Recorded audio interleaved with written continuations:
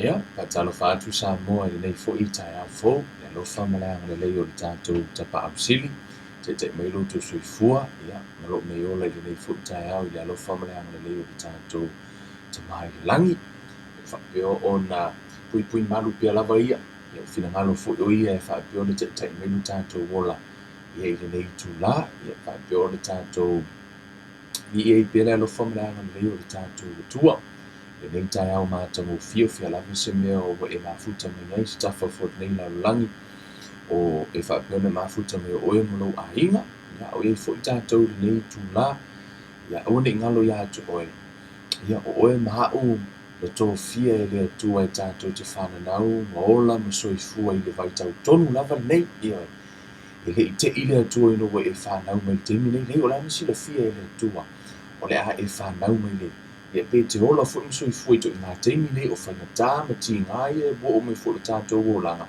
awa de ngalo ia te tātou o loa na sila fia e le tufu mai nei e loa le unga mai le ama tangalono winga e le mafua anga nā lai o no tātou whananau e mo tātou fiola fo le vai tau e ilo tātou mala awina e fo i le au ngā e mafua ai o no tātou o mai le vai tau tonu lava nei e leo te whaatalo whantuai e te swafa manu malo Yesu Keriso e ia te oe ia ina nei fu tai au i tina ma te mama tu sunga i whawhia ngai ngau whantua ma tausi a le ngata fu i lea ia o le lo si tātou o tunu o lo whapion ma futa mai lunga ia whaifu e a whea ke me live ministry le nei fu i tai au nei a society New Zealand ia asto na i nisi fu i tu lo langi whatalo whaatu ke me live ministry le nei ia o lo i no Kevin Wiva te whatalo whaatu i le pa ia mana manu si tātou o tunu malo lava soifua ia o te whamaria tu foi ono le tūlanga o lo ia ia te tātou pe a wheu e tau whaaloko mai o isi na ham foi le tu atu te tātou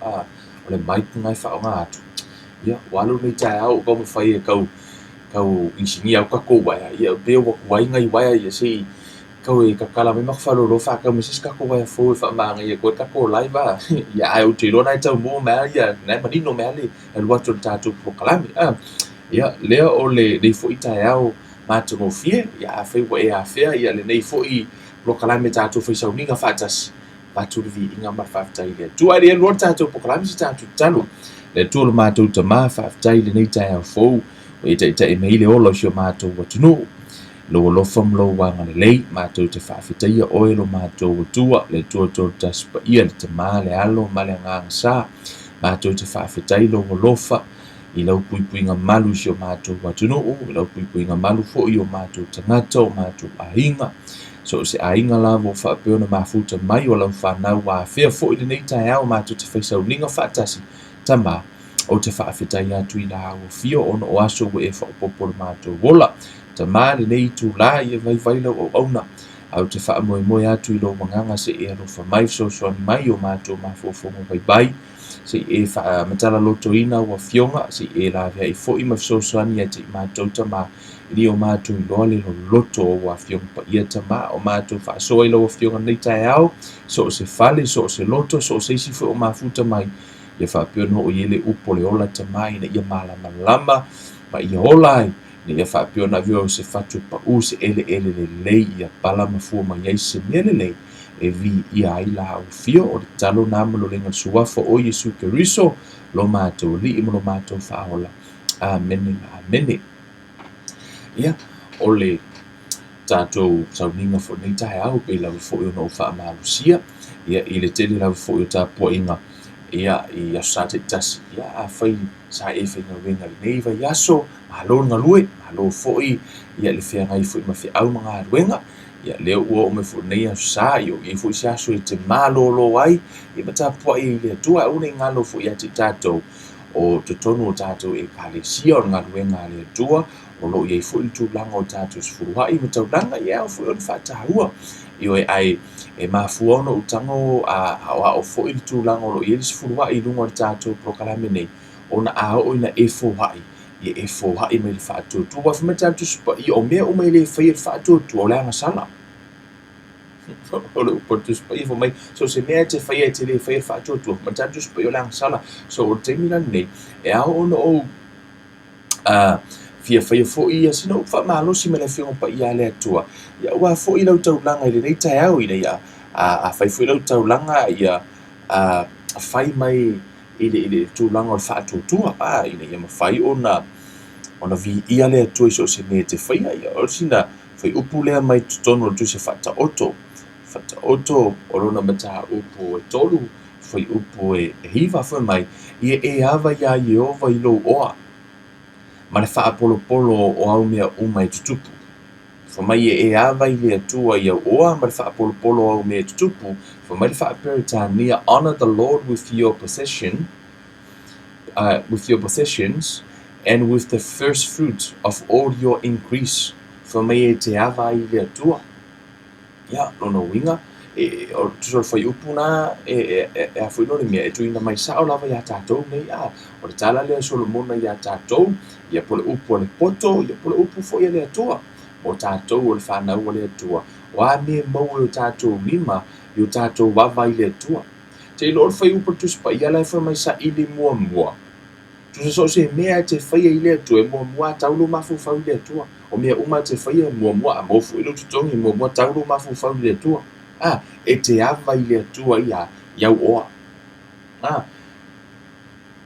ai tono le fiong pa ia le atua fo mai e ava i le atua iau oa ia ma le fa'apolopologa o mea o maua o a fo'i ni mea ua tu'u e le atua e ava i le atua ia so se mea lava la o ani mea ua fa'apopo e le atua o lau ta'avale a fe ua fa'apopo e le atua se ta'avale atua that's an increase ia e ava i le atua fa'aogāle na ta'avale te au'auna i le atua te alo i le lotu fai le galuega fa'afetai ai i le atua so se mea e lē fa'apeafuina o le foa'i e te ava i le atua lei o a me maua e o lima e te ava i le atua o fa'amanuiaga mai le atua they are blessings e te tago fo'i la look after lelei ai o le tatou taeao lenei o le tatou tulaga fo'i tapena o lou loto o le a sesifulua'i e ave i le tou ekalesia totogi le au'auna a le atua ia totogi ai fo'i pili ma i talafu a le ekalesia ua o le mafua'aga lenā e alai ona fai mai o sefulua'i ma taulaga e fesoasoani totonu o le fale o le atua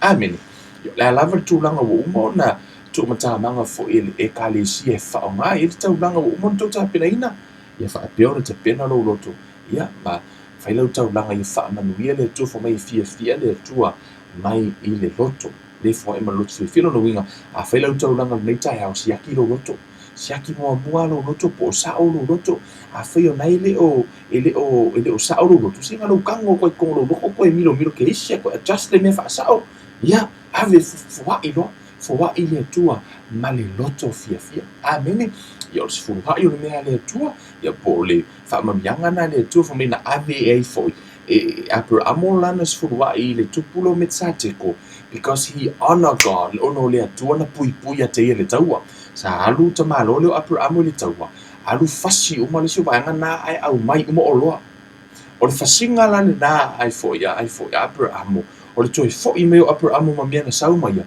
sauloa Abramo fai le sefulua'i esea famatatusi pa ia ona iloa e Abramo o le atua na puipui a teia o le sefulua'i la e pe o se nei te ana ina ai le atua ono o le malosi nei te oe o le puipuiga a le atua i lou soifua mo lou ola lenei vai aso i fe'au ma galuega amen a tonu o masini ai ke faigaluega ai kama fo'i lele fo'i e kualega ai filuma ou lima ia i masini ai te fa'aogāina ae puipui a'o i le atua la o'o koe lou lima e koe puipuiga malu o le atua ia te tatou ona e saulo la ia uma vai aso you honor God ona foi o iena puipui lo ola mo soifua a kongu ko kiki a o akule sisilai mo fa ma ingi vai aso coronavirus kam ye kwa ko mi milo mai ai ya fo yo o ka foi sia puipui ngale atua ina ya o nei e mo o fa ma e matua tatou le loa ne o lo tupu i le puipui ngale atua ai au no tatou i lo fo mo le atua i le o tatou li mo o ia nei taeao lau tatalo e fa'amanuia le atua i lau taulaga ia i li'avea fo'i lau taulaga le atua le matou tamā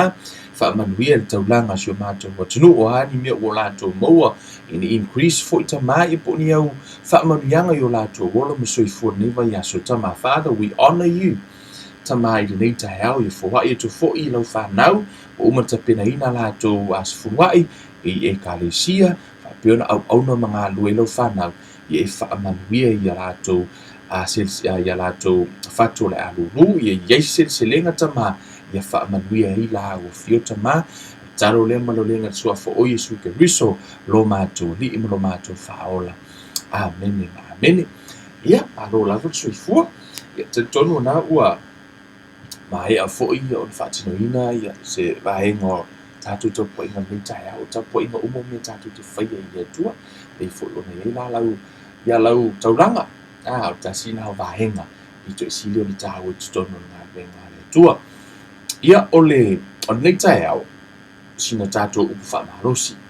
O nofo lava i morsi le fia su tātou watunu o lowa a mata i a tātou Bible Studies. Ia a wafo ia nisi o le aguso tua whawhine, nisi fo i o i lātou sa whapeo so tai mai ia. Whaia ni tātou Bible Study tātou te sa ili whaatase i rumo le atua. Ia lea lana whaatino ina le po la so lua ma su tofi uma lava le tūlai malu. Po aso lua ma po aso tofi. O le a whapeo no whaatino ina ia tātou Bible Studies. Ia o te rei loa me umai la polu tātou loa whaale ato. O a fo ini maenga o a iloina i te whaasoa tu e veos whaamanianga ia te oi. Ia e me pito i sirin tāua. O le anga i ngā i rumo le tātou ola mo le tātou sui fua whaale nganga. Ano nei tai au, o vaenga le tātou Bible Study no utari noa i fo i le tūlango ai o i rumo le tua o tūlango le nganga pa i o le tupu whaale nganga. Au stasi o vaenga pito i siri o tāua le nei tai au o te whietana noa ai. O te whietana noa i le tatalo. Amen. Tatalo. Ai se ai tāua ai le tatalo. O ai fo i te tatalo ai. Te tatalo ia Yesu, te tatalo i le anganga pa ia, pe te tatalo i le tama. Maenga umai la tātou tano ai. O le ale tāu o te tatalo, o se ai mafua ina e tatalo. O le ale mea le ina tatalo le tangata.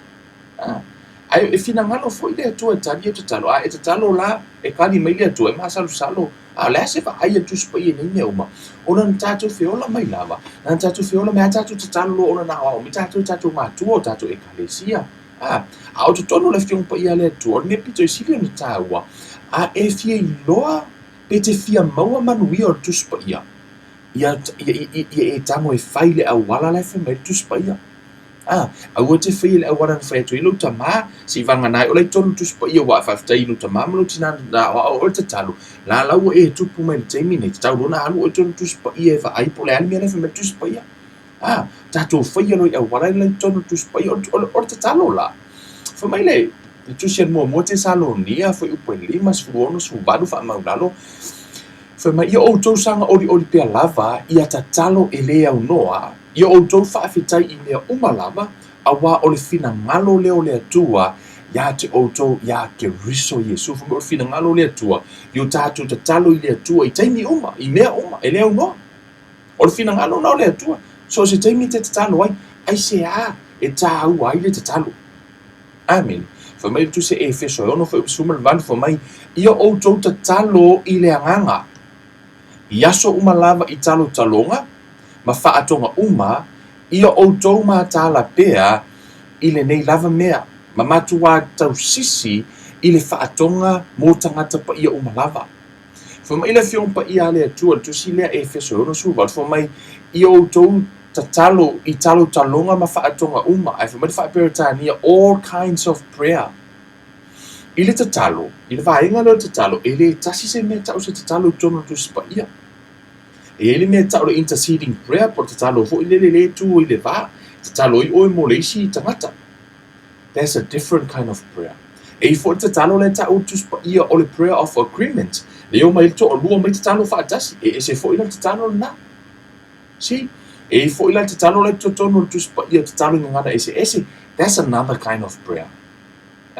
E fo i la te talo te tono tuspa ia. O vaeng o le whaingo ino prayer of faith. Amen. Te talo le whaatua, te talo le kalesia malolo ai, prayer of faith. E o to tele ia la o afu, o te talo ese te tono tuspa ia. Ese fo i la ia, ese fo i tu la fono. Tu so te talo, e peio talonga, o vai talonga whaapio le fusu, ma lakapi. Pe whape na o talonga uma, ese tu la fono.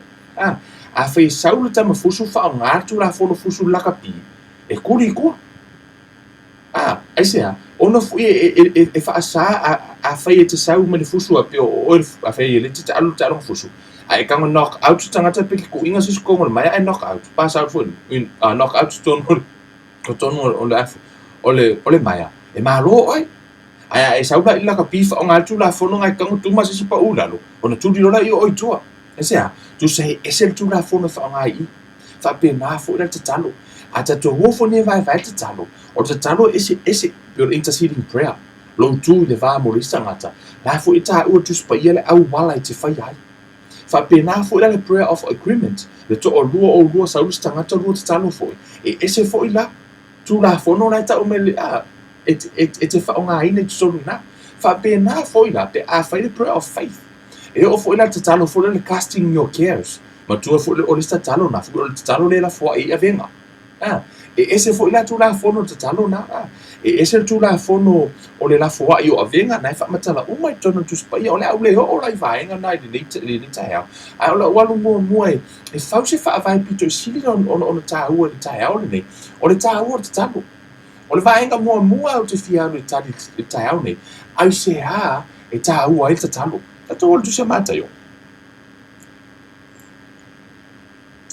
tu se mata yo o lona mata upu e iwa fa upu tolu fitu ma tolu valu o feta lainga lea Yesu o feta lainga lea a Yesu ina ua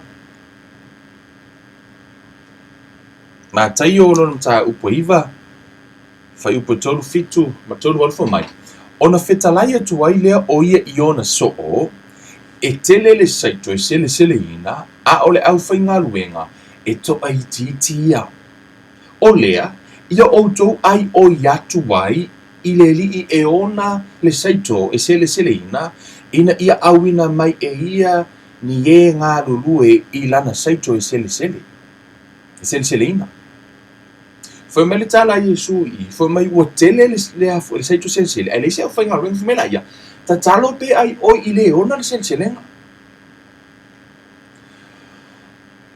a e fai tau tu spai foi mai le fiong pa ia le tua ai e tele yo le atu moi lo e le tua mana ona uma ona lo uma lai le ni se o fenga luenga lai lo le tua le se o fenga luenga ai se ai ma fu ai ona fa tali le tua se i longa la mai ta talo li tanga ta fato atat why e se ai ta ua ile ava le me le o lo ta talo i le tua ona tali lo la i o le tua a o lai lua i le atua fo mai tala Yesu o i o le atua le fetala i fo mai le o fetala nga Yesu le fo mai i fo mai o tele se lenga ai le se o fa nga luenga yo to talo i le ona se lenga e a winga tu se o fa nga luenga ai se ai ala ina fa atali le atua se yo ta tu talo tu au se o fa nga luenga fa to a wina se o fa nga luenga ala fo mai na te bo mia uma amen no winga la e ile le vai nga la yo na ta wa ta talo me foi na era foi mai tu talo so se tai mi ele au no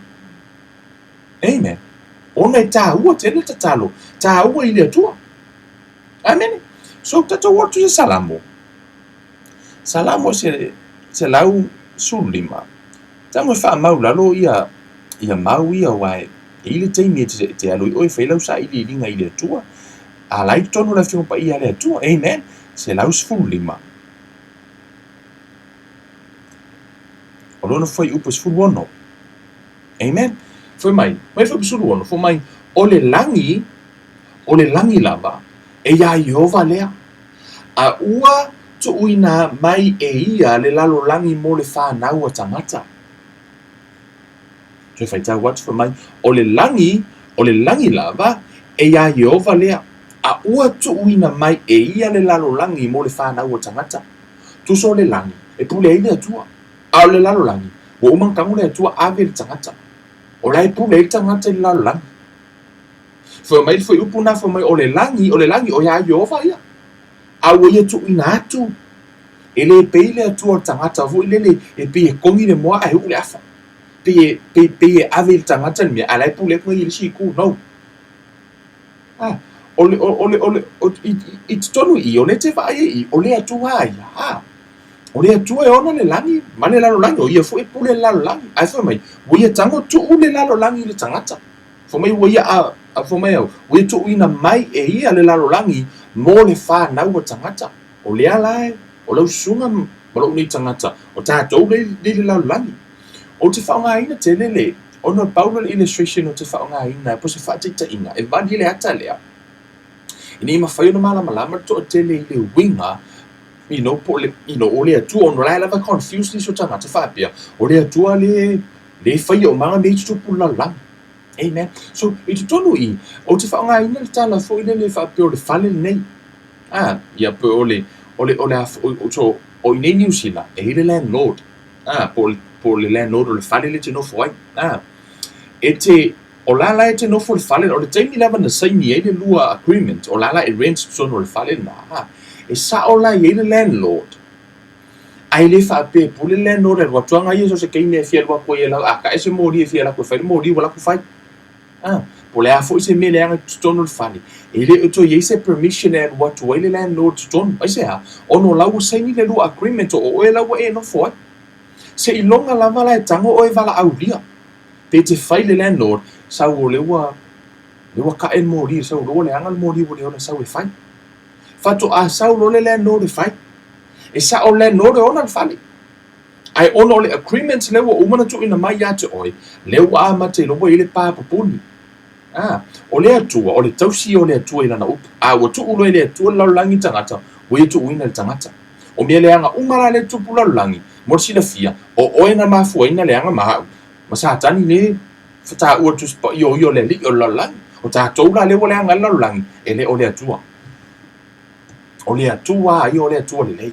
Na ia whaia me lei, wha mea alofa oe, wha mea alofa malalangi a tātou, ai o le mana onga le anga o tangata. O le tau ma whai o le tangata, o le greedy o le tangata, o mafuina le anga le osone, ma le anga o mai le fuafuanga. O le greedy o le tangata. O le atua ia, ma le tua fo te mina la tua Iesu e tuli te moni me tutono le tamaloa, fo le le tutono le nei le te ono. Ai fa ma tala a ke mongi ko ngi ofisi tua Iesu po ai lato. O mai ke mongi fo mai, oh Jesus, you come to torment us before the time? For mai we so kuli ma ko ai le yo o mai le taimi. Le taimi. What time? Olai lo te moni. E le kai ne o mai le rent ka. A ke mongi lo langi ngai o mai lo langi ngai olai lai lo te moni. To fai tau spa ia fa mai e lo te moni le to mate te mo. Ola foi mala mala ke mongi le to. Mala mala mai lo le ke mongi le to ai le lo le skisia. O le ala e tatu te mo tonu I. Tatu ai tonu I le foi ola langi la. O le atua e ona. O lolangi. Ia o umana tu ina mai te oe ma. O mea umala wala o le tutupu tonu lolangi nei. O whai unga po o mea ina mafua mai ati tātou. No inga la. Fumena le whetala ngā Iesu. Whai mai, ua tele le selenga. Ai le isi au whainga ruenga. Io tau tatalo. Ono o tau nei le pule lolangi. Tatalo landlord, ask God. Na o le atu o le tatalo la. We e ava tua le whatananga I le atua, e sa I le atua le lalolangi, e whaise me to tonu le lalolangi. Tu so, o le tatalo oe, we e tua ina le, a whaite tatalo I le atua molo ahinga. Tu so, we a ver whatananga I le atua, e sa I le atua to tonu I lo ahinga. E le te sa I le atua to tonu lo ahinga, se I longa lava e whaatanga I le tangata. Ai o te whai atu ia te oi, so se teimi lawe te tatalo, le tatalo le whaorotanga, o le tatalo le nae mauti noa, le tatalo mua nae tari, ele whaatua I mei le tua. Asia, whamata tu spa I o lai tu whai toa mtu I tui. O le teimi ala ke kalai, moru moro I tonu Iesu. That prayer will always answer. There's always an answer in that prayer. Tangata talia Iesu, la tu e wala auria Iesu asia, ono Iesu la tu tonu al whai toa. O le teimi la mala te whai tatalo na, saulo ma Iesu te tonu. O teimi fo ila te tatalo ai, e wala au lia ala le atua te teimi. A o laina e tatalo, e avea le whaatananga o, when you pray, you give God the legal right on earth. E le eise legal right o le atua, sau ana I tu tono langi, o le to alua, e lua vaenga, te whaingoina o upu whai, e lua vaenga wha upu whai tu tono malo, le tu tono langi. O le ti Apollo, le whaingoina tu spa ia wha mai tala Apollo, o ai wa whaaponi sa e le atua o le nila no langi o la to mata talking about the devil. Sau Iesu whai mai, you know, the prince of this world will come to me and he has nothing in me. He's talking about the devil. Fa ingoa Yesu le ti Apollo o le perenisia la lang. Sau for ti Apollo fa Yesu o malo umanei o tu ina mai a te au. All this kingdom has been delivered unto me by who? By man. Ele fa yatu li ia ifo. I Yesu le ti Apollo se la ukala ilo ia ki o le malo. No, o lai sao. Ai sao ti Apollo. Mea nai fa matala tu spa ia o le lalo langi uma o lo I lalo o le anga. Ai ti Apollo, mea umai tupu lau langi nei. O le tatalo la oi, me funa le nta notus pa ia o oi maur Cristiano, o oi le fa lave ngi pro kala mer ki Apollo wa leva nga fia faka hu mer ki Apollo. Ai le mafai ono le e ai oi maur tupu lau langi nei.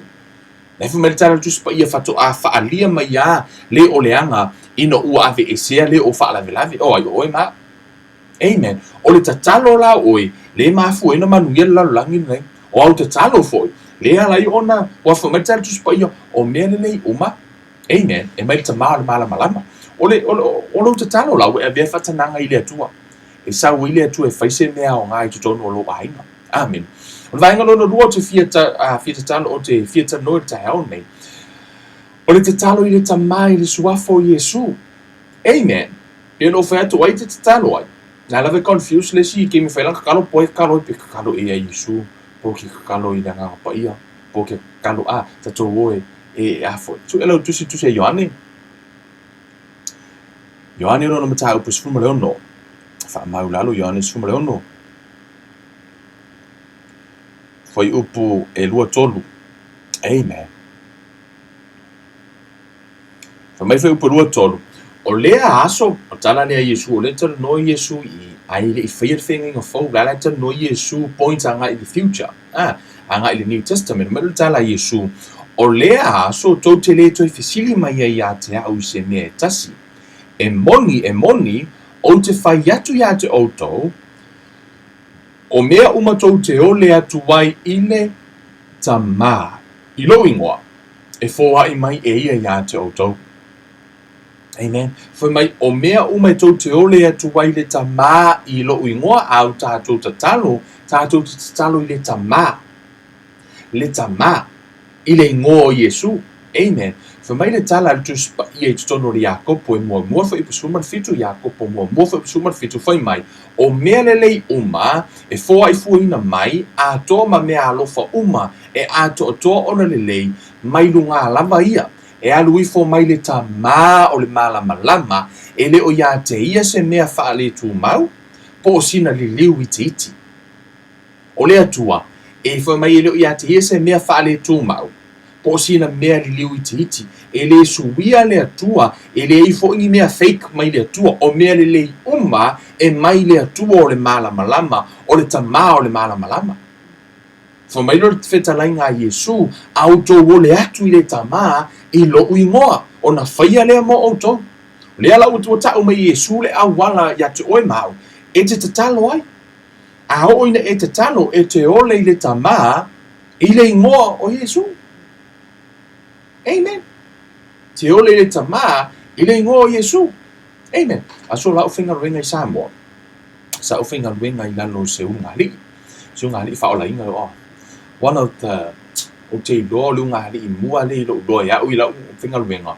O se whaamanianga I te au. Man, they are great man of God. Ma te malo funa uwhinga ruenga I ma siuna inga.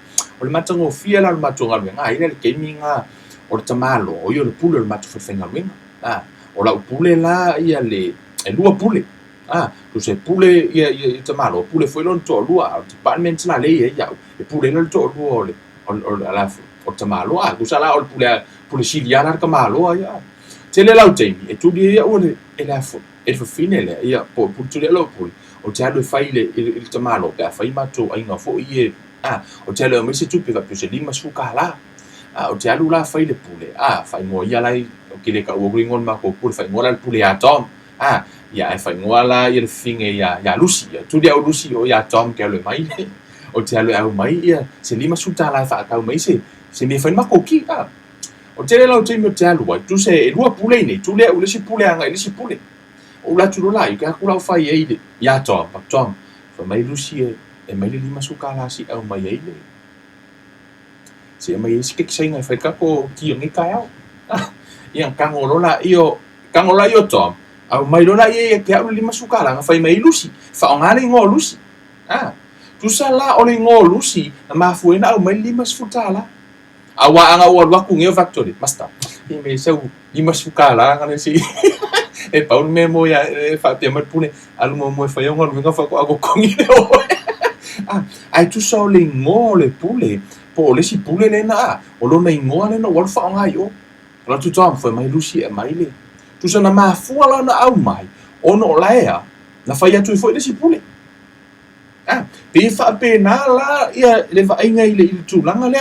Fa mai tala Yesu so se meto te ole to ile tama I lo uingoa ona fa ia le mo auto.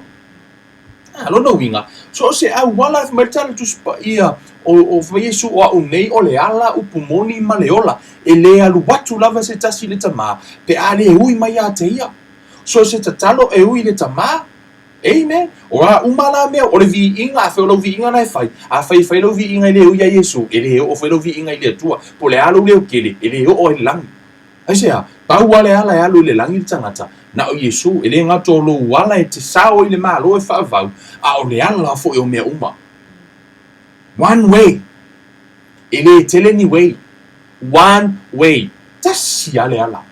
E alu I o tatu tama. Na o Yesu o le ala na o tangata mo le tuoto.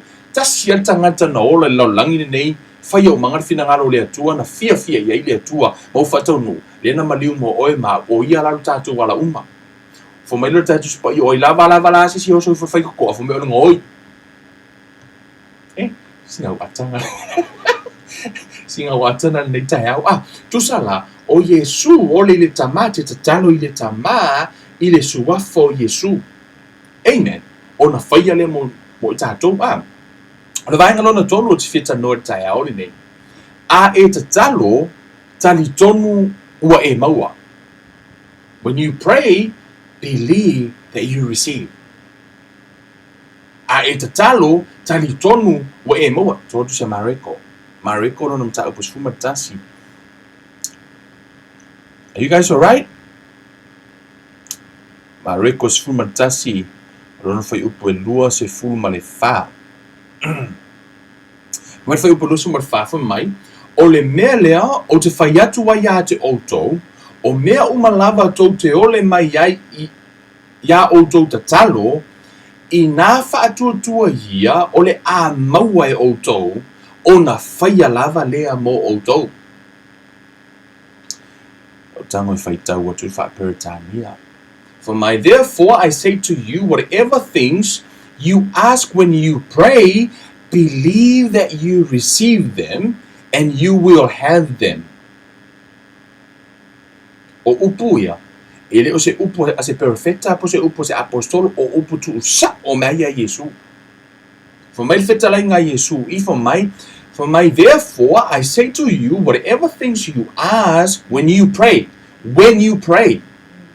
believe that you receive them, or you will, and you will have them. Tusa, o le ale te mete tali tonu ai wa e maua. When you pray, the time, that's the time you believe. Not after when you pray or before you pray. No, the Bible says when you pray, the time you're doing the prayer, that's the time to believe that you receive them. That's what Jesus said. For my talo tali tonu woto maua, that's faith. For my faith is a substance of things hoped for, it's the evidence of things not seen. Even though we tele over ai ile tali, awa e whaatua ilo roto, o la awa e maua. You have them. So what's the time to believe? When you're doing the prayer. Te mi lawa e te talo ile atua. For my, te whai tau du for my, o le mea lea o te whai atua ia te oto, o mea umalava tau te ole mai ai, ia oto te talo, I nā whaatua ia o le a maua e outou, o na whaia lava lea mo outou. Therefore, I say to you, whatever things you ask when you pray, believe that you receive them, and you will have them. Amen. O le tatalo le nā, o le te tatalo wa e te tonu wa e maua. Amen. O le sili, o le ale teimi e te tonu wa e maua, o le teimi lana e te talo ai. o le keimi alanga I kakalo ai o le teimi funa ua e tatonu ai ua e maua tonu tu se Ioane Ioane no na mata upu o mo Ioane fia lu tu si le mo Ioane mata upu e 5 haleluia foi upu suma fa ma suma 5 foi upu le famai o le nei foi le faamalosi o tatou maua I ona luma pe a fai tatou te ole atu ai se mea e tusa ma lona finagalo e faafofoga mai o ia iā te tatou a fai foi o tatou I loa e faafofoga mai o ia iā te tatou I se mea tatou te faatoga atu ai ua tatou I loa e maua I tatou mea tatou te faatoga atu ai iā te ia Famai o le nei fo'i le faamalosi o tatou maua manai o faaperetania. Guys, let me read the English version. It says this, now this is the confidence that we have in him. If we ask anything according to his will, he hears us. And if we know that he hears us, whatever we ask, we know that we have the petitions that we have asked of him. For mai a fai o tatou no o lau faafofoga le atua ona e mautinoa e tali le atua e lagona loa le atua le tatalo ona tali loa ai tasi ala ua e lagona I le atua le tatalo for mai pe a tatou o le atu e tusa malona finagalo according to his will for mai a tatou o le atu e tusa malona finagalo e mautinoa e lagona I le atua e lagona loa le atua tali loa le atua Foi mai no tala Yesu auto tatalo tali tonu auto maua why ala ngona lo le tua le tatalo la o tali le tua tato tali tonu no tato maua even though e tato te le over ai le tali le tatalo and the Bible says faith is the substance of things hoped for is the evidence of things not seen from your fatu tua o le fa mo le le over ai e te le over ai tu ye ala te fatu tua la usau le tat amen you believe you receive That's faith. From tala Roma, faith is calling things that they are not so that they were. Right? From my old fatua tua, o lo vala awale o mele o yai ina ia yai. Tu se tele over aya tu ise tupe. Alana itatalo le tua. Your word says you supply all of my needs according to your riches in Christ Jesus. And I ask you, Lord Father, for $50 for food. Amen. Fa'il fa'atau. Polan mira nei la ua e tatalo tusa mana finagalo le atua lana ea te tu le upu le atua so according to the will of God ono winga pe no fai atu se taimi nisi o aso ia fasoa a fai te mana o nai te mai le tino anu e su ese foi upu tus pa ia fa tatau no mata upu na su e por el finagalo le atua fa tatau mai fa ai po a cases ese le tonu fa malo lo ino Yesu ona e tango le au mai foi upuna o le finagalo na o le atua ona ea na e tatalo la I o le finagalo le atua for my Lord tala tu spaia for my he is ready to perform his word for my ua sauni le atua e fa atau nuula na upu a ola na tatalo aku Kevin e tatalo to Kevin le upu le atua sau le atua fa atau nuula na upu le sau le atua fa atau nuula upu Kevin pro upu o e pro upu fete au pro upu ai por perfecta no saule tu fa tau no lana upu le tua his word saule le tu fa tau no e saule le tu fa tau no le scripture e le saule tu fa tau no mana onga fo ia tatou fa ka miso vale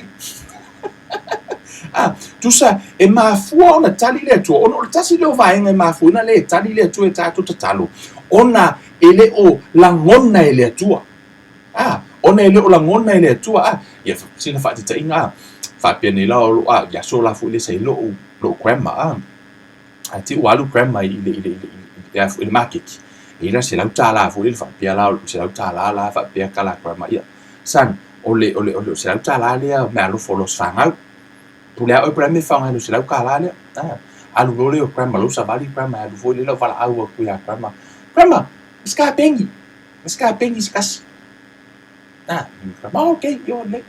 Ya alu ale grandma ko fala alu. Mas ka pu kamu. ia la sa valia mama ia la ua langonga me mama me o kei o pengi me puka mule ma o se o kama ko sa valia le mama la o mama i luma la wala la ke ku mai ko fala mama mai mas kapalungi me mai okay longo ingon pengi puka mo me palungi pungo lo mama i ngol pasi alu lo mama la wala wala mama mai mas kalali ala wala le pasi e lo langonga me mama le la foi si vai nga nga wala sa lo mama sa mama i ke mi foi mai sau la sau ma pengi sau ma pukamu ma palungi ai le se loli tu so la ya mama tu pe fa tau mai me o mai ya ai le langonga mama fa la mun mut pe fa pe na fo ile tu langa o mo o afu o ta talo te lo tei e ma faina tali le tu e ta tu tsaro pe ala ngona me ta tu spa ya o le tei ala ngona la ta tu fa tau tu no fa upuna now this is the confidence that we have in him that if we ask anything according to his will, he hears us. And if we know that he hears us, whatever we ask, we know that we have the petition that we have asked of him. Amen. For my ole nei fo ile fa malosi o tatou maua yona luma te a fai tatou te ole atu ai se mea e tusa malona finangalo. E whaafofonga mai o ia ia te tātou. A whai fo o tātou I loa, e whaafofonga mai o ia ia te tātou. Ia te tātou, e se mea tātou te whaatonga atu wai, ua tātou I loa, e maua I tātou mea tātou te whaatonga atu wai. O le teimi lava tātou te talo I male whaatua tua pe tātou te whaongaina, fai upo tu spa I te talo I lea tua. O te lava te whaongaina I lana fionga I mauti noa lava e tali lea tua. Fo mai o le whaatua tua la, mera tala Yesu, au tau te talo loa, tali tonu no o tau maua. Ila te me te talo I mai o lo tino. Usa e te talo I mai o le tino. Ne tua, la upu whapea, mo scripture kuspa ia nei. Ona e whawhitai rola I lea tua o e te talo. E mai lo malolonga. Fumara tala kuspa ia, o lawa e malolonga. E mo ia lai te whaalongolongo tu o vai o lai ki ngā whiolo vai lai ki ngā. No, o lawa e malolo by faith you were healed. Tu so lawa e malolo le temina o lawa ngā lue le mana o le atua. Te lori whai upulen tātou whai tau e luma. E no le temina tātou wa ai e luma I le tala Yesu le na whai mai. Au tau te talo tai tonu o tau maua. Ai alu whai tau le context. Mo tua wha te tala le no mai Yesu o fia ai le mati. Alu atu Yesu wa ai le mati. La tu Yesu vai le mati ko Yesu va se fu le mati tang lo Yesu fa mai e ungi ko ai misi ki oi. Fa le tatu spa yo bo la so. Ai ki wo ma fa mai Yesu ko foi mai Yesu. Ma la so mai Yesu. Vai ko so wo ma ko ai maki le mati. Wo pe la o le mati mai runga ka do ma ko ai try le maki. O mai lo ma la so fa mai Yesu. Mai le maki le ngai ka o fe ko nga fi le wo pe ma ko ai pe ya. Ma tala Yesu have faith in God. When you pray, believe that you receive. Tu sa na ono te mia na fa tala Yesu a wone toi ai misi sia toi na tal tono Yesu wa pe le maki. E mo I lava la o la langu mea maka mai lau le maki. Alva ai Yesu o lau a pe le maki. Alva ai lau so o la langu mea maka mai le maki. Fa to ata tono lau so no watu le sia so o lau a pe le maki. E matala Yesu auto te talo ta John mo to mo na ta John wa Yesu o pe le maki o va ai fa to tua o lau pe na o le maki e u yang lang me maka mai fa pe na fu la ma il tino wa uma me e u la mo la te fa lo ina ma il tino ala wa pe la te vai tua I polasa pala o la fiu e ka pe o lau pe lo a mata o pe o lau pa ele man o po le tua ta lo le tua fa to nu e ma fu la ona le fo mena on tatu masal salo mer tatu spoia o lava tanga masal salo o ne eta tonu te mo se me mai le tua ai masal salo la upo le tua e te le maua e te le mo se me mer tatu spoia o lava el watu le tua ye al watu mal fatu tua o me pito sili ona ta ua ile mele o le talo ia malama tanga to le mafu anga ala ona le tali le tua ya tatu talo a tonu e tele nisio mafu anga ilo e nisio ila to e tele so la to ro tu spa ia awa u ia tonu ava anga ta u to ilo ya u tonu tu spa ia ya o onga tu spa ia this ele fa pera le pau ne a ya u yo me pito silina le to ilo ya u tonu o le vainga mo o le la ngona ile tua la talo ma fu ona le langona ona ile o tutusa ma fina ngalo le atua. It's not according to his will. I so say me la bala to pray according to his will e mo tino ai langona ile atua talo. Lono wingo le vahenga mua la mo te lo ya uia ile tali ile atua tatu tasanga. Ona ua le langona ile atua o tatu talo. O le vahenga lona lua o le manatu fa apito. So ele tusi Jacopo. Tusi a Jacopo James o lona mata upu e fa foi upu e tolu. Upu fa foi upu e tolu fo mai. Ua outou o le atu ai le i maua. A wa le atu ma le fa le tatau ina ia fa uma ai e a mea i o outou mana o le anga.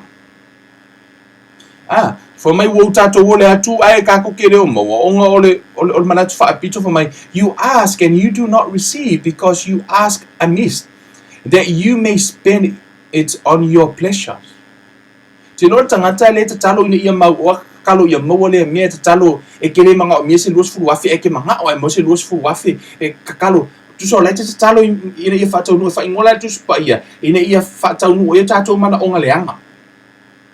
Fomai le ole atua ele fomai ai tatalo kinga kalonga fomai ele maua le talo tu spa ia o le mafu anga lona luana lo telo e auia e mafu ai ona le tali le tu tatalo ono mana onga leanga fomai le salamo e ono foi pus fuma le malu tala le tavita fomai ana o manatu se mea ise a mio leanga i loto po ua le fa fofonga mai le li ia tea fomai tavita ana o manatu se mea leanga i loto po ua le faafofoga mai le alii iā te au lona uiga sea ana iai se mana oga leaga i le loto o tavita se manu e lē faafofoga mai le atua o le mafuaga na e alaina le ona lē faafofoga le atua le lagona i le atua ona i le o tusai mo lona finagalo lona lua manatu faapito o le tagata i ona mana ona leaga e faataunua i ona mana oga leaga ma le lona tolu leai se loto faamagalo leai se loto faamagalo e le tusi lava na mareko o lona mataupu na uma lona fetalai Iesu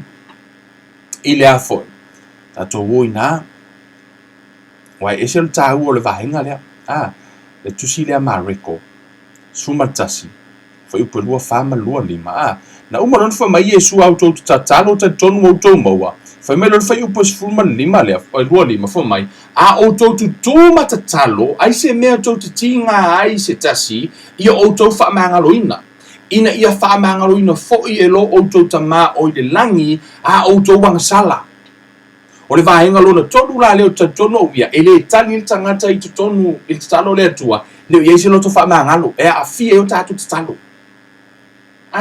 maenga i o lo tāua totonu tusipaia me moamua e le lagona i le atua ona lē tali e lola i o le atua e alagona e tali i le atua lona lua ina ua iai mea leaga i o tatou loto so all to do with the heart so all I know to pa ona e tatalo no check the motive pole check your motives pole ana mafuaga ala ona e tatalo po e tatalo ina ia manuia se isi mea funa eva ina ia Iesu so se taimi e tatalo Iesu e tatalo mo isi tagata e le tatalo Iesu inga ia kelegi aga kupe pe kakalo foʻiga le mo ia I me myself o ti apolo e faapena I will exalt to my throne. I will do this. I will. That's the nature of the devil.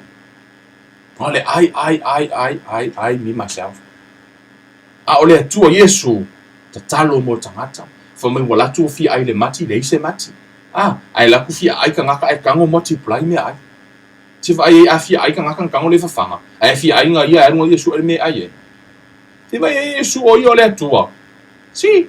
Ele é isso na natura, foi ele se natural Iesu selfish foi ele moia.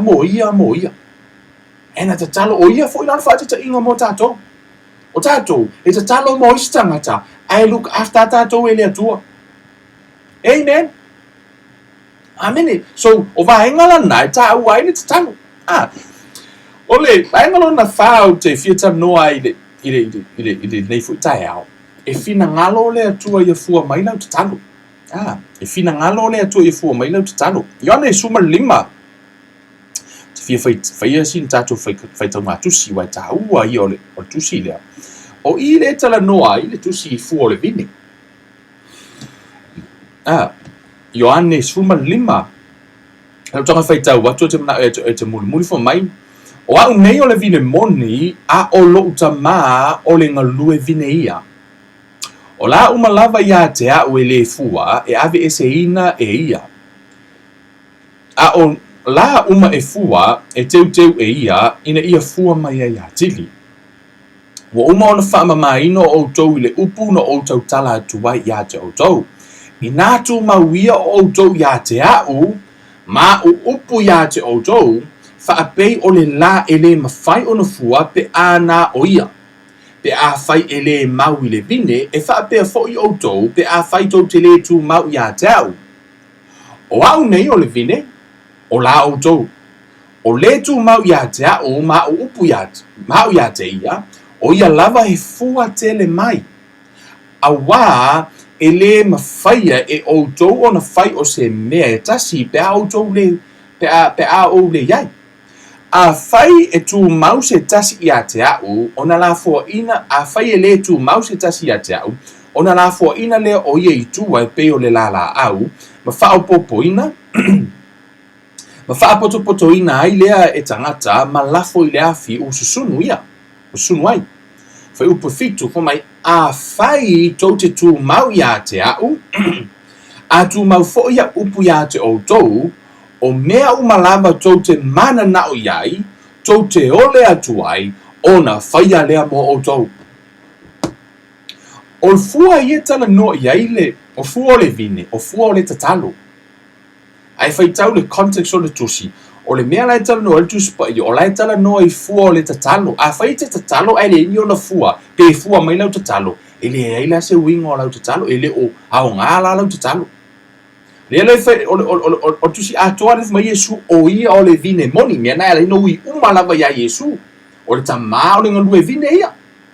Fo mai la ia ai fai tau e fulano fo mai evi ia lo tamai de nei me fai upe vanu mai evi ia lo tamai de nei mea pe a o tau fua tele mai o na fai ai leo o tau mo so a o tātou tatalo fo mai tala fai upe fitu a fai tau te tu mau ia te au a tu mau fo ia upu ia te o tau o mea umalava tau te ma a tau mana nao iai tau te ole atu ai ma fai a lea mo o tau. A tātou tā huwhi nei whai tau whai upu nei fitu e wha lima lena ona tā ua le upu tau po tātou po as. E tu se wha lima wha mai a whai tau no ingo oe mau te tū mau ia te au a tū mau fo ia upu ia te o tau lua o mea umalava tau te mana na o iai tau te o lea tu ai ona whaia lea mo o tau. Si, tasi whai upu ai wha lima ka oi tātou you. Faberitania. For my Faberitania, if you abide in me, and my words abide in you, you will ask what you desire, and it shall be done for you 5 times. Now we know what the talo. It's a lot to do with you. Or the tele yo mea talo o oi, not about God. It is a ngalwinga tele le tu e whaia talo an ngalwinga tele oi. Siaki lo roto ia maule upu le atua ia te oe wa e tatalo le upu. Fo mai le tala mai a whaito te tu mau ia upu. Ia te tu mau ia a tātou le upu le atua, tu mau le upu le atua ia tātou mai. A tu mau fo ia upu ia te otou. Ia tōni ia tātou mai. O mea umalava tau te mana na o iai. Tau te ole atuai, o na whaia lea mo otou. O fua la ia tala no iai, ia le context o tusina, o fua o le tatalo. Mai Yesu o ia ole vine moni ele na osina vine e vinge se o le vine moni ala Yesu fo mai la ia o la o me pipi ia te ia sta una e pipi ia Yesu ona fua le o la tatalo a feite tatalo ai te le pipi ia Yesu e nei foi la se fua o la tatalo fo mai e mate la na ona tipi la ia ai a fai foi la te pipi ai te le tatalo pe ke kakalo foi ai le fua me le talo tu spa ia mai au fai la io le onga ke ula i onga mai la ngai le fua e kau ai Yesu a feite te talo ai le fua la te talo fole mai mau te mina te talo ai fa mata tu spa ya a feite tu mau ya te au atu mau fo ya upu ya te o to o mea uma lava to te mana na o ai to te ole atu ai o na faia lea mo o to o mea mana o ai o to tato wow tato uma lava whatever we ask what we decide. Mai lo tala tu spa ia. E se lo ta u le vai ngale ta tu ta noi nei. Ni o ta tu I loa e ta u o te taro mer tala Yesu o tele se selenga. Tele se selenga. E fo mai o ta tu o le atu I le ona le se selenga. E a wina atu se au whainga luenga e ta ua ia lao le te talo. E ta ua e mana o le atua ia fua mai lau te talo. O le mana o le atua a e te talo ia e maua le tau i leo mana o le atua e mauli teime ke alu e ke kakalo. E leo manga o Yesu e ke alu e lua sfuriku lao e kakalo ai le kali le atua. Le mana o le atua e mawhainga kasi le mingu ke alo kakalo ai kali le atua. La tu be te ruwa ai tu tamalo fo ngale lai pipili fo mai ai si mas kamalo ngai se kupe me fa mai le se me al swafo Yesu tu lai ai longa nga ko se lima se ko ngi fa nga kala pe keru ai ku lai kamalo nga si tama i te mia na talo pe te lu ku nga kamalo nga ele anga pongi pe kelu po a asia ono la tu maule upo Yesu tonu ya te la to pena fu la tato au na tu maule upo Yesu ya tato ma tato fa atu tu e no ma se masalo salo e tali le atu ya tato tau sanga e fa manuia le atu ya tato tau sanga no winga ola u ma ta upo te fia to e a au te le ina ile tato fa malosi nei tau a fai o ia se va henga I lo so I fu mo lo wola o e fia mana o mi ai se talo to tele yo niso ila to o tele na message mai lunga ya te au foi mai I pray for me. Let me be honest. If I pray for them, I never pray for them. Fa tu talo tanga te message tu lai message mai ta o mai le mea lai ta usa o mai ale me mana o talo ai. Because when I be specific, lai fa mai te au. Ia te talo mai o lo mai fa apea. And then I pray for them. Now I know to inga te talo ai talo fa mano longa. To be honest, no, o te le mana o te peno te o fa pe o kakalo uma mo kangaka lai fa mai I pray for me pray o te talo. O no te le no por alme o te talo ai. Why le se meta o se pray for anything tono to spoia. There's no such thing. Te o te talo se me e te le mana o na tali le o le tua e se me ke le manga o. Ana tu me te mana o ai mana o mi ala se te talo. If you want me to pray for you, you can message me the private message. Just let me know por le ale me na te fina ngalo te talo ai. Ono o walu le su e fio pa I ale tua. O te talo ai mo oi. Ono le se me ta anything to God.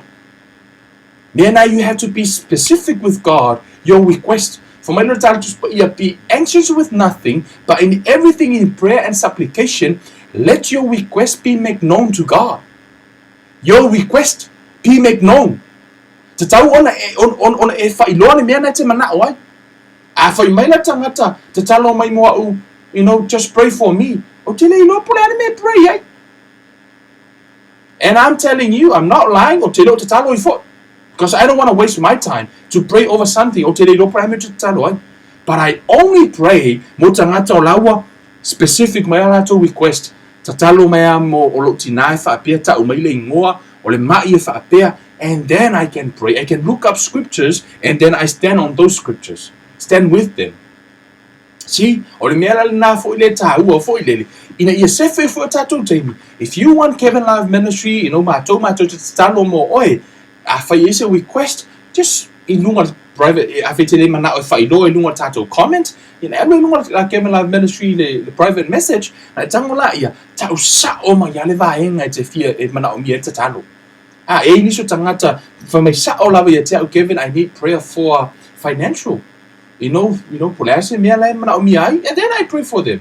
Te taro la ia tupe. Sometimes, o na vili mai tangata fo I lele ala isa o tupe, ia na umale no te talo. O kangaro la, ia la fo I tupe, some of you on here. Po ia si o lunga I nei fo lele pe fo isa o kupa na te mi, and then I give to you. Because I nata I le te talo. Hau fo na fo ai. Be a blessing. So, if you want to have a prayer request, be specific.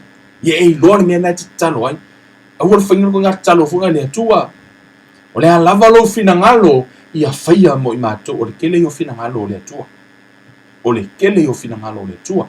e alu e te tatalo e alu e su e foi upo tu spa e whaatau na taha upu a whai o tau tupe su e foi upo e whaatau tupe a whai o mio mai su e mta upo tau mai a whai fo na te papole su e mta upo e whaatau papole a whai fo te rona tele o mta upo peo lai papole lo loto fo meluta tu spa e la fo e atu o tau abenga. That's a scripture. So you find that scripture, you bring that word of God, just put in front of you, and then you pray that scripture. Father, your word says to cast you all of our cares, for you cares for us. See, yes, that's my word. He is ready to perform his word, not your word, his word. God is not nervous with any request. And if I pay it's talo ti le tua, I will popole le tua san. Sorry, se kau su e aku, fakali se fakali se imo mai se imo ko me e kala fo va nga fakulu se ku pesan. No. There's no request too big for God. Pauli mele le ele o maua mai ele tua. Ele o maua mai ele tua, le fa tua tua tanga te na upu mala na upu o ia fa maun.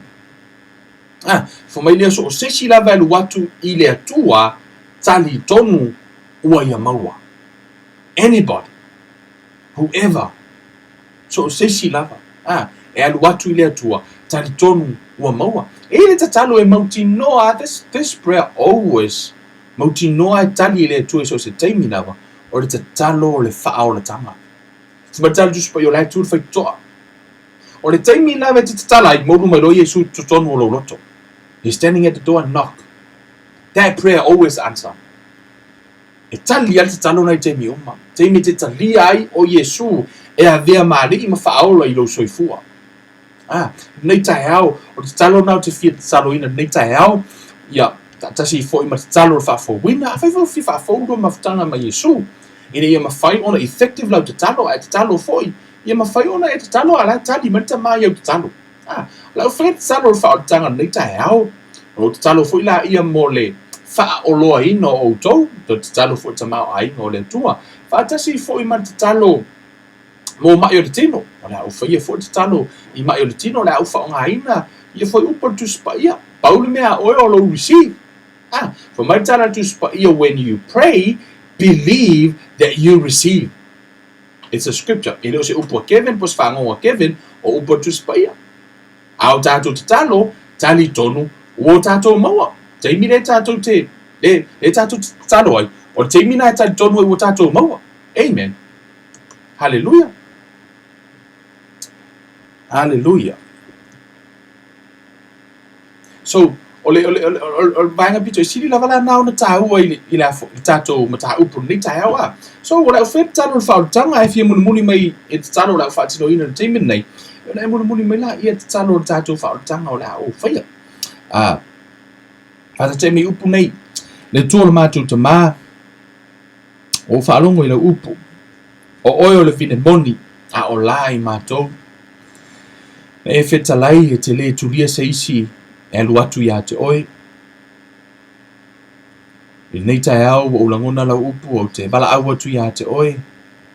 Peo na e fetalai o nato uma o e vala au atu I lo suafa e la via ina I la tau. Wa o ta tonu I lo loto I le nei tai au. O e toi fatu ina mai o Yesu Keriso mai na ye woti. O loo soifua o ia, o loo soifua pea, e ola e wha vavau. I nei tai au, o utalia ina ai o ia, e a vea mo o walii mo whaola. O te au na ai ia te oe tama, I le suafa o Yesu Keriso. A vea Yesu, e whai matupu I lo una iola, e whai mo o walii, o ia o whaola I lo wanganga I le nei tai au, I le suafa manu malo Yesu. Tama, o te talo fo I la ufio, se e whaafauina la umafutanga ma oe, whaafauta ma o wala uma, whaafaulo umafau, whaafauta ma ia la umafutanga ia te oe, mai lo wanganga, whaafau i o mafaufaunga, ngā lue mai ai lo wanganga, hele ngata I lea ta ma o mafaufaunga o lo loto, ia whaapiona musuia e lo wanganga, whiso soani mai oe ta ma whaafauina o mafaufaunga o wala uma lava, I le suafa o Yesu Keriso. O wole mavala au tuai. Hallelujah. Amen. Amen. Faina e whena te talo le whaorotanga, whapeona whamanuia I le tua, ia i lo loto ia mo lo soifua ia taitonu foʻi ua talanoa foʻi le atua iā te oe i lenei taeao e ala atu i lana afioga paia ai o le tasi o vaega o le tatalo o te fia tatalo lenei taeao ia pe a fai ona ua iai ia afia foʻi oe i maʻi o le tino a fai o ini maʻi o le tino mo ai oe ia faatasi foʻi la ma nisi o tulaga o le gato maʻi o le tino a o le mana o mia foi stupe le ainga talo tu foi mo oe nei taeao tatou te paul mea oe o le tatonu e mo amen tatou faatu tuala ia i le tua tatou talo le tua matu tama te talo i la o fio a o mafuta mai lau fanau talo tama ia te oe au faamanuianga tulaga tau tupe tama te talo ia te oe tama i lau soasoani tama i tonu o latou ainga talo ia te oe Father you provide for them ia e foaʻi ia te i latou e tusa ma manaʻoga tamā i o latou aiga mea ailuga o le laulau e le gata foʻi lea o tupe tamā si e fesoasoani ma ia e foaʻi tamā ina ia faapea ona faatamā o aigaina i latou tamā se manaʻoga e o ia te i latou i o latou loto lava tamā tatalo i laofio se e faia mo i latou tamā i le suafa manumālo iesu keriso lo matou alii ma lo matou faaola ia e faataunuuina ai tama faataunuu ai lo finagalo tama tatalo foʻi se isi o faapea ona manaʻomia se faamalōloga ma iā te oe o lou finagalo i o matou malōlō pe ona e fetalai o faalavalava ua matou malōlō ai tama tatalo iā te oe seʻi e faamalōlō mai uma o matou tino seʻi faapea ona e agalelei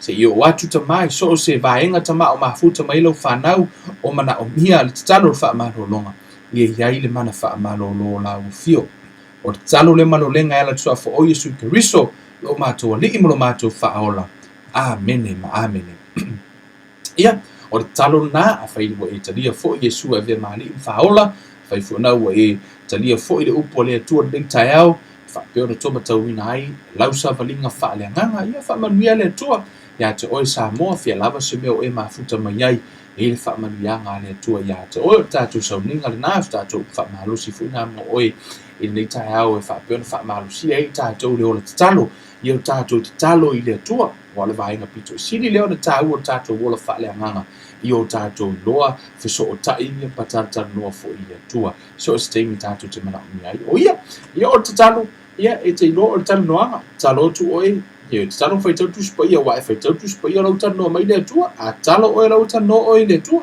amen e o uma la vaega ia lua o le tatalo ma le faitau o le tusi paia faamanuia le atua ia te oe Samoa i le faamanuiaga a le atua i totonu o tatou aiga ai tatou uma lava ke manaoge lenei ke venuʻuiva lenei alofa tele mo oe Samoa tatou toe feiloaʻi e se taimi o i luma le atua le matou tamā faafetai lenei aso faafetai lolofa ma lou agalei faafetai lou upu folafola faafetai foʻi tamā e fesoasoani mai o lou agaga mo ua se faamalosi au mo i matou i le suafa o Iesu Keriso lo matou alii ma lo matou faaola ua ole ma valaau atu ai nei amene ma amene